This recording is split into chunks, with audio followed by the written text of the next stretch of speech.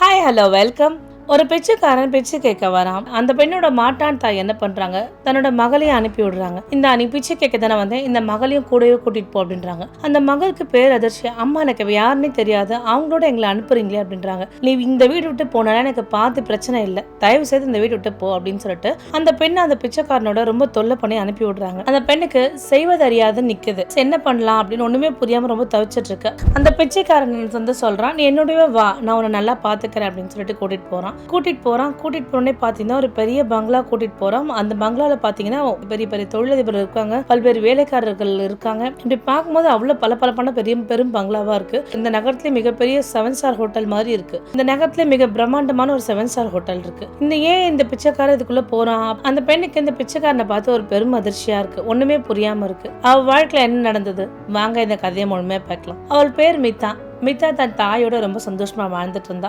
மித்தாவுக்கு 8 வயது இருக்கும்போது தாய் நோய்வாய்ப்பட்டு இறந்துட்டா. தாய் நோய்வாய்ப்பட்டு இறந்ததுக்கு அப்புறம் தந்தை மட்டும்தான் தன்னுடைய உலகம் சொல்லிட்டு மித்தா வாழ்ந்துட்டு இருந்தா. தந்தையும் ரொம்ப அன்பா பாசமா தான் மித்தாவை பாத்துக்கிட்டாரு. தந்தையோட வியாபாரம் ரொம்ப நல்லா போயிட்டு இருக்கவே மித்தாவை பார்க்க ஆள் இல்ல. அதனால தந்தை என்ன பண்றாரு, இரண்டாவது ஒரு பெண்ணை திருமணம் பண்றாரு. தன் குழந்தை மித்தாவை நல்லா பாத்துப்பாங்கன்னு ஒரு நம்பிக்கையில பண்றாரு. தந்தை திருமணம் பண்ண பெண் பேர் ரமா வந்ததுக்கு அப்புறம் ரொம்ப நல்ல பெண் மாதிரி தன்னோட கணவர்கிட்ட நடிக்கிறா. இந்த குழந்தைய ரொம்ப பாசமா பாத்துக்கிற மாதிரி கணவர் எதிர்க்கல நடிக்கிறா.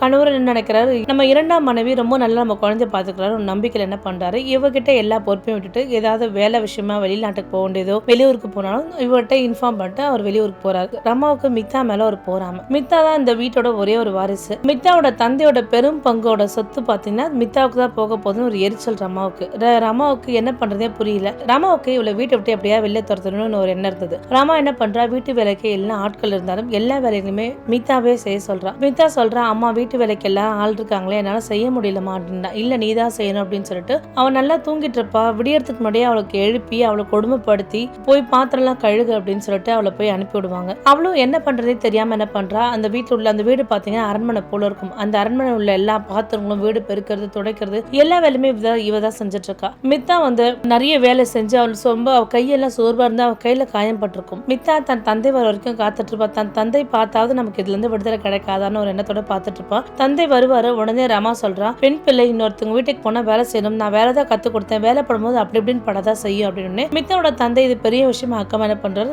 தன் மனைவி பேச்சு கேட்டு அவர் போயிடுறாரு. இரவு முழுதும் மித்தா என்ன பண்றா, தன் அம்மாவோட பழைய போட்டோ வச்சுட்டு தேம்பி அழறா, வருத்தப்படுறா, வேதனைப்படுறா. அம்மா நீ இருந்திருந்தா எனக்கு இந்த மாதிரி கதி நடந்திருக்காதுலமா, நான் வாழ்க்கையில நல்லா இருந்திருப்பலாமான்னு அழறா. அடுத்த நாள் போல எப்பவும் போல மித்தா என்ன பண்றா, நம்மளோட வேலை ஏதாவது தெரிஞ்சுட்டு அதை பத்தி வருத்தப்படாம அந்த வீட்டுல கீழே இறங்கி சீக்கிரமா பாத்திரம் கழுவுறா. அப்ப மித்தாவோட சித்தி ரமா என்ன பண்றாங்க, வரவேற்பறையில உட்காந்துட்டு நல்லபடியா காஃபி குடிச்சிட்டு டிவி பார்த்துட்டு இருக்காங்க. மித்தாவோட சித்தி சீக்கிரமா வேலையை முடிச்சுட்டு மேல உள்ள அறையெல்லாம் போய் பெருக்கி தொட அப்படின்னு சொல்றாங்க. சரிங்க சித்தி அப்படின்னு சொல்லிட்டு என்ன பண்றா, வீட்டு வேலையெல்லாம் செஞ்சுட்டே இருக்கா. அப்ப அந்த வீட்டோட காலிங் பெல் சத்தம் கேட்குது. அங்க வேலைக்கார ஒருத்தர் கதை ஓபன் பண்றாரு. அந்த பையன் பாத்தீங்கன்னா ஒரு பிச்சைக்காரனை போற தோற்றம் இருக்கு. ஆனா முகம் எளிமையாகவும் ரொம்ப ஒரு பளிச்சுன்னு இருக்கு. அவனை பார்த்தோன்னே அந்த பிச்சைக்காரன் வந்து அந்த வேலைக்காரன்ட்ட, தாத்தா எனக்கு 2 ரொட்டி இருந்தா கொடுங்க அப்படின்னு சொல்லிட்டு கேக்குறாங்க. உடனே என்ன பண்றா, மித்தாவோட சித்தி ரமா போறா. ரமா போனோடனே ரமா திட்டுறா, அவங்களுக்கு ஒரு வேலை இல்லை, இது ஒரு பொழப்புன்னு வந்துடுறீங்களா எங்க உயிர் எடுக்கிறதுக்கு அப்படின்னு சொல்லிட்டு இருக்கான். அவனை ஹாஷா திட்டி அமிச்சிடுறான். சரிம்மா எனக்கு உங்க ரொட்டி எதுவுமே தேவையில்லைன்னு சொல்லிட்டு அந்த பிச்சைக்கார என்ன பண்றான், அந்த வீட்டு விட்டு போயிடுறான். அந்த வீட்டு விட்டு கிளம்ப போறான். அப்ப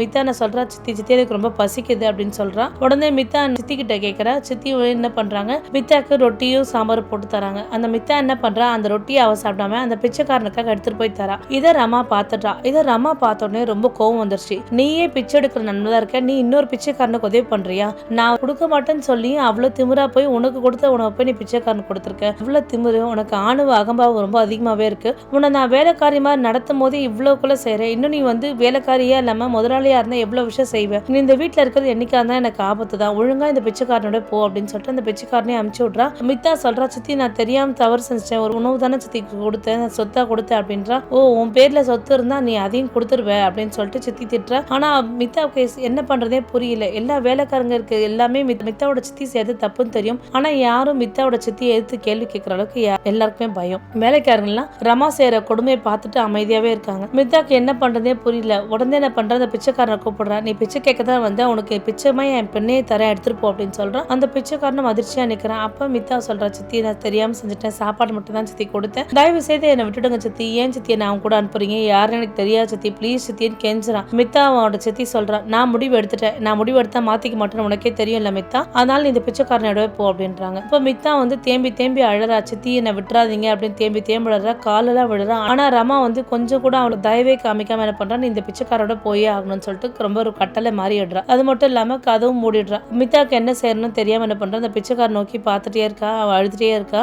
இப்போ நம்ம என்ன செய்ய போறோம்னு தெரியல, நம்ம வேதனைப்பட்டே இருக்கா. அப்ப அந்த பிச்சைக்கார பையன் சொல்றான், நான் உன்னை நல்லா பாத்துக்கிறேன், நீ என் கூட வா அப்படின்னு சொல்றான். அப்படின்னு சொன்னோடனே கொஞ்சம் தூரம் அப்படியே நடந்து போயிட்டே இருக்கா. நடந்து போய் திருப்பி தன்னோட வீட்டை திரும்பி பாக்குறான். யாருன்னே தெரியாத ஒருத்தரோட போறேன், என் வாழ்க்கை எப்படி போக போகுது தெரியலையே அப்படின்னு சொல்லிட்டு ரொம்ப வருத்தத்தோட போயிட்டே இருக்கா. ரொம்ப தூரம் போயிட்டே இருக்கா. அவர் நகரத்துக்கு அப்படியே ரொம்ப தூரம் அவங்க கால்நடையா நடந்துட்டு இருக்காங்க. நகரம் வரைக்கும் நடந்துட்டு இருக்காங்க. நகரத்துல பெரிய பெரிய பில்டிங் இருக்கு. இதெல்லாம் பார்த்தோன்னே மித்தாவுக்கு ஒரு அதிர்ச்சியா இருக்கு. ஏன்னா மித்தா வந்து தன்னோட வீட்டை விட்டு எங்கேயுமே வெளில வந்தது கிடையாது. இதெல்லாம் பார்த்தோன்னே ஒரே பிரம்மாண்டமா பார்த்துட்டு இருக்கா. அப்ப அந்த பிச்சைக்காரன் பையன் என்ன பண்றான், ஒரு எம்பீரியல் ஹோட்டல், ஒரு பிரபலமான 7 ஸ்டார் ஹோட்டல் இருக்கு. அந்த ஹோட்டலுக்குள்ள நுழையறான். அப்ப அவன் கேட்கறான், நீ இந்த ஹோட்டல் எதுக்கு வந்த, பிச்சை எடுக்க வந்தியா? இந்த ஹோட்டல்ல பிச்சை எல்லாம் போட மாட்டாங்க, இது இந்த நகரத்துல மிகப்பெரிய ஹோட்டல் ஆச்சே அப்படின்னு சொல்லிட்டு மித்தா கேட்கறா. அப்ப அந்த பிச்சைக்காரன் சிரிக்கிறான், நீ என் கூட அமைதியா மட்டும் வா, உனக்கு எல்லாம் நான் அப்புறம் சொல்றேன் அப்படின்னு சொல்றான். சரின்னு சொல்லிட்டு அந்த ஹோட்டல் அறைக்குள்ள போறான். அந்த ஹோட்டலோட மேனேஜர் வந்து வரவேற்காங்க. வாங்க சார், மேல இந்த இடத்துல உங்களுக்கு ரூம் ரெடியா இருக்கு, அப்படி உங்களோட கோட் சூட்லாம் ரெடியா இருக்கு அப்படின்றாங்க. மித்தாவுக்கு என்ன செய்யறது பிள்ளை, என்ன இந்த பிச்சைக்காரனை போய் வரவேற்கிறாங்க, இந்த மேனேஜர் போய்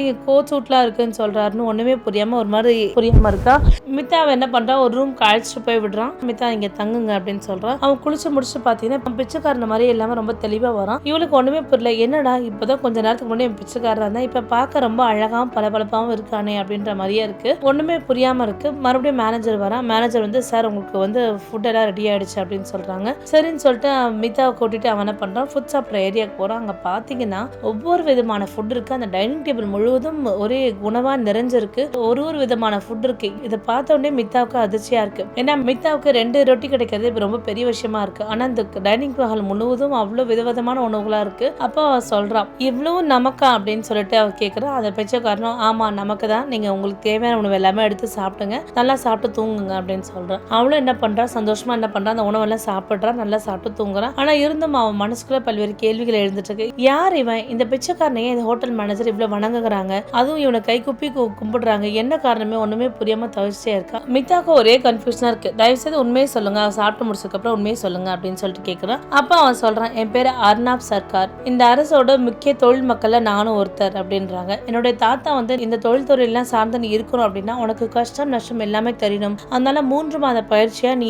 எந்த வித சொத்தும் இல்லாம நீ எப்போ சாதாரண மனிதன் போல இருக்கணும், மக்களை பத்தி நிறைய விஷயம் தெரிஞ்சுக்கணும் இருக்க. என்ன தாத்தா எனக்கு 3 மாதம் காலக்கெடு கொடுத்தாரு. அந்த 3 மாதத்தோட கடைசி நாள் தான் நான் உங்க வீட்டுக்கு வந்தேன். அந்த கடைசி நாள் முடிவடைவில் தான் நீ வந்து என் கூட வரக்கூடிய சூழ்நிலை ஆயிடுச்சு அப்படின்னு சொல்றாரு அவரு. இதை கேட்ட உடனே ஒண்ணுமே புரியாம இருக்கா. அப்ப இவ்வளவு நாள் நீங்க தெருவுல தான் தங்கிட்டு இருந்தீங்களா அப்படின்றா. ஆமா, நான் இவ்வளவு நாள் தெருவுல தான் தங்கிட்டு இருந்தேன். எப்படி மற்ற மக்கள் எல்லாம் இவ்வளவு கஷ்டப்படுறாங்க, அந்த மக்களுக்கு எந்த மாதிரி உதவி எல்லாம் செய்யலான்ற ஒரு எண்ணத்துக்காக தான் எங்க தாத்தா இந்த மாதிரி நான் வழி அனுப்பினாரு. நானும் அதை நல்லபடியா செஞ்சு முடிச்சேன். நாளைக்கே என்னோட குடும்பத்தினரும் என்னோட உறவினர்கள் என்ன வரவேற்க ரெடியா இருப்பாங்க அப்படின்றா. அப்படியா, இவ்வளவு நல்ல விஷயமா இருக்கு, உங்க தாத்தா இவ்வளவு நல்ல விஷயம் பண்ணிருக்காருன்னு சொல்லிட்டு மீதா சொல்றா. அப்ப அர்ணப் சொல்றாரு, நான் அப்பதான் நான் உங்களை பார்த்தேன். இவ்வளவு நாள்ல நான் வந்து அவ்வளவு ஒரு மனித நேயமிக்க ஆளை பார்க்கவே இல்லை. அவ்வளவு பெரிய அரண்மனையில ஒரு மனித நேயமிக்க ஆளை நான் பார்த்தேன். உங்களோட உணவை என்கிட்ட கொடுக்கறதால தான் நீங்க என் கூட வர வேண்டிய சூழ்நிலை உண்டாயிடுச்சு அப்படின்றாங்க. அடுத்த நாள் காலைல பாத்தீங்கன்னா அர்ணவ் உறவினர் எல்லாருமே வந்துடுறாங்க. அர்ணவோட குடும்ப உறுப்பினர் எல்லாம் சொல்றாங்க, உன்னோட தேர்வு நல்லபடியா நீ நல்லபடியா முடிச்சிட்ட அப்படின்னு சொல்லிட்டே இருக்காங்க. ஆனா அர்ணப் மனசுக்குள்ள ஏதோ ஒன்று ஓடிட்டே இருக்கு. மீதா நம்மளை நம்பி வந்திருக்காளே, மீதாவை நம்மளை நம்பி நான் அழைச்சிட்டு வந்திருக்கோமே அப்படின்னு போயிட்டே இருக்கு. அர்ணப் காலைல மீத்தோட அறைக்கு வராரு. மீதா கிட்ட பேசுறாரு. அப்ப மீதா சொல்றா, நான் உங்களுக்கு உணவு கொடுத்து உங்களுக்கு சுமையாக்கிட்டேன், தேவையில்லாம நான் உங்க கூட வந்துட்டேன் அப்படின்றா. இல்ல அப்படிலாம் கிடையாது, எனக்கு உணவு கொடுத்து நல்ல விஷயம் தான் செஞ்சேன். உலகத்துல எப்படி ஒரு நல்ல மனிதர்களா இருக்கான்னு நீ நிரூபிச்சிருக்க. எங்க தாத்தா சொன்ன மாதிரி ஒரு நல்ல பெண்ணை நான் பார்த்திருக்கேன் அப்படின்றா. இப்படி தினந்தோறும் அவங்க காலைல பேசிக்கிறதும் இரவு தோட்டத்துல பேசுறதும் இப்படி தினந்தோறும் அவங்களோட நட்பு வந்து காதலா மாறிட்டே வருது. ஆனா அவங்க இருவருக்குமே அதை சொல்லிக்க ஒரு பயம் இருக்கு. இதை சொன்னா நம்ம எதாவது நினைச்சு போலான்னு சொல்லிட்டு அர்ணப் பயப்படுறாரு. அதே மாதிரி மீதாவும் பயப்படுறா. ஒரு நாள் தன்னோட வெக்கத்தை விட்டு அர்ணப் சொல்றாரு, என்னோட வாழ்க்கையில நீங்க எப்பவுமே கூடவே இருந்தா ரொம்ப சந்தோஷமா இருப்பேன். அதனால நீங்க இது முழுக்க முழுக்க உங்களுடைய முடிவு தான், உங்களோட முடிவு எடுத்துட்டு நீங்க சொல்லுங்க அப்படின்னு சொன்னோன்னே அப்ப மீதா சொல்றா, எனக்கு இந்த நல்ல நம்பிக்கையான ஒரு நண்பர் கிடைச்சிருக்காரு. இந்த நண்பர் எனக்கு கணவரா அமைந்தா நான் அதை விட கொடுத்து வச்சது எதுவுமே கிடையாது. அதனால என்னோட வாழ்க்கை உங்க கூட ஆரம்பிக்கல, எனக்கு ரொம்ப சந்தோஷம் அப்படின்றா. அப்போ மீதாவோட குடும்பமும் அர்ணப்போட குடும்பமும் 2 பேருமே சேர்ந்து என்ன பண்றாங்க, மீதாக்கும் அர்ணப்புக்கும் நல்லபடியா திருமணம் பண்ணி வைக்கிறாங்க. அவங்க திருமணம் இந்த 7 ஸ்டார் ஹோட்டல்லயே ஒரு நல்ல பெரிய கான்ஃபரன்ஸ் ரூம்ல ரொம்ப சிறப்பா நடந்திருக்கு. மீதா பாத்தீங்கன்னா சிகப்பு சேலை கட்டிட்டு எப்பவும் பாரம்பரிய உடை அணிஞ்சு ரொம்ப அழகாவும் நேர்த்தியா இருக்காங்க. வந்த வரவேற்பர்கள் எல்லாருமே மீதாவோட அழகை பத்தி புகழ்ந்து தள்ளிட்டு போறாங்க. இவ்வளவு ஒரு அழகான மணமக்களை எங்க இருந்தா கண்டுபிடிச்சிங்க அப்படின்னு சொல்றாங்க. அர்ணப்க்கு மீதா மாதிரி ஒரு எளிமையான பெண்ணை திருமணம் பண்ணிக்கிறது ரொம்ப சந்தோஷம். மீதா பல நாளா தன் சித்தி கொடுமையால மேல கஷ்டப்பட்டுட்டு இருந்தா, வாழ்க்கை சுதந்திரமே இல்லாம இருந்தா. இப்ப அர்ணப்ப திருமணம் பண்ணி அவ சுதந்திரமா தன்னுடைய வாழ்க்கையை வாழ ஆரம்பிச்சிட்டா. அர்ணப்க்கு ஒரு நல்ல மனைவி கிடைச்சிட்டு ஒரு திருப்தியில சந்தோஷமா 2 பேருமே அவங்க வாழ்க்கையை வாழ ஆரம்பிச்சிட்டாங்க. இந்த கதையை பத்தி நீங்க என்ன நினைக்கிறீங்க? அதாவது மீதா ரொம்ப கஷ்டப்பட்டா, கஷ்டம் ஒரு பாதி இருந்தாலும் மறுபாதி அவளுக்கு சந்தோஷம் வந்துருச்சு. அதனால உங்களுடைய வாழ்க்கையிலும் சரி, கஷ்டம் ஒரு கட்டம் இருந்தாலும் மறுகட்டம் உங்களுக்கு சந்தோஷம் காத்துட்டு இருக்குன்னு நினைச்சுக்கோங்க. மீண்டும் வேற ஒரு நல்ல வீடியோவில் சந்திக்கிறேன். நன்றி, வணக்கம்.